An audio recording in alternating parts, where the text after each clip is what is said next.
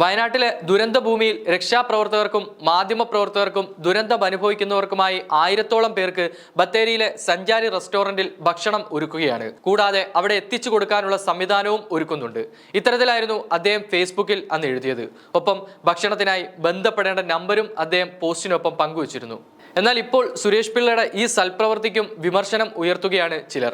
വയനാട് ഉരുൾപൊട്ടലിൽ ദുരിതം അനുഭവിക്കുന്നവർക്ക് സൗജന്യമായി ഭക്ഷണം വിതരണം ചെയ്യുന്ന വീഡിയോ ഷെഫ് പിള്ള പങ്കുവച്ചിരുന്നു. ആ വീഡിയോയ്ക്ക് താഴെയായിട്ടാണ് വിമർശന കമന്റ് വന്നത്.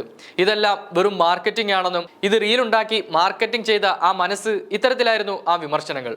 എന്നാൽ വിമർശിച്ചവർക്ക് കൃത്യമായ മറുപടിയാണ് ഷെഫ് പിള്ള നൽകിയത്. ഇത് വെച്ച് മാർക്കറ്റ് ചെയ്യാനാണെങ്കിൽ നിങ്ങൾ ചിന്തിക്കുന്നതിനെല്ലാം അപ്പുറം 100 തരത്തിൽ മാർക്കറ്റ് ചെയ്യാനറിയാം.